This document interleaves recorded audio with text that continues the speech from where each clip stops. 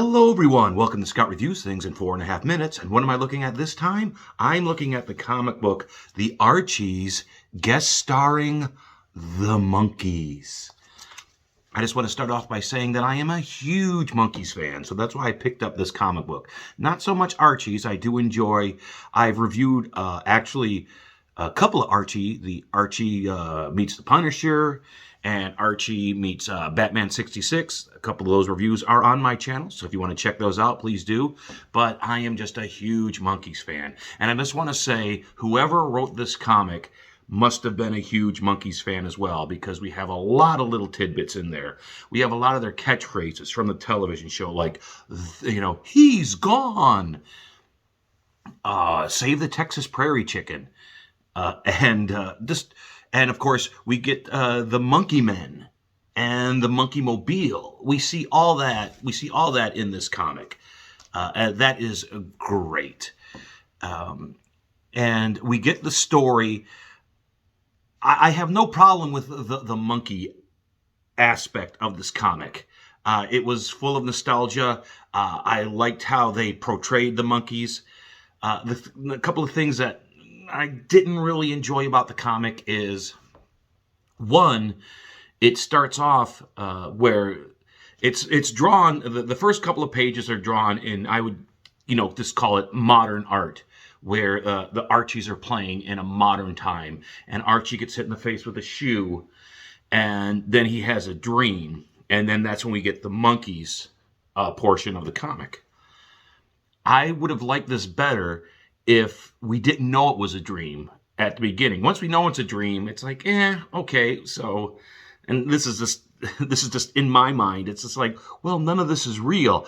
I would have preferred the Archies and the Monkees to be real in this comic, but it turns out to be all a dream, and we know that from the beginning.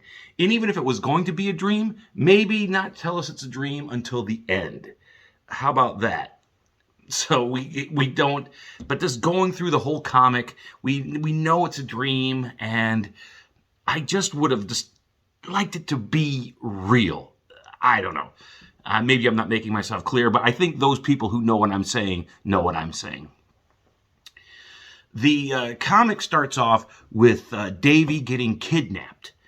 And that was also a big thing in the Monkees episodes. There was always a member of the gang getting kidnapped, and the other guys, they had to save him. But so that means that Davy Jones is removed from most of the comic.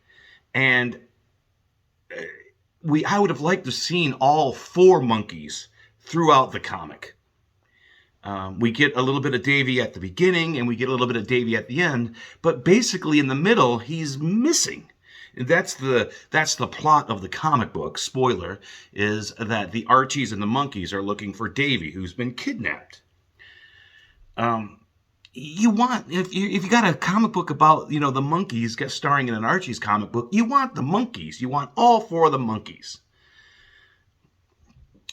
They have drawn the Monkees and the Archies very, very close together. So, and there's some points where I thought Davy and Archie were the same person. Sometimes I couldn't, I had to really look to see who they were. I would have preferred, and I mentioned this in my other reviews, is they draw the Archies one way, and then you see on the comic, you get very good definite, you can tell who the Monkees are. I would have liked to seen them drawn this way in the comic, just to have a distinction between the Archies and the Monkees. Now, it's sounding like I don't really like this. This is just nitpicking from a huge, huge Monkees fan. But if you are a Monkees fan, I suggest you highly pick up this comic book. It is entertaining. It has one of the ultimate inside jokes. The cover of it is called Sugar Sugar, and there's a joke in there about how the Monkees were supposed to record that song, but they didn't record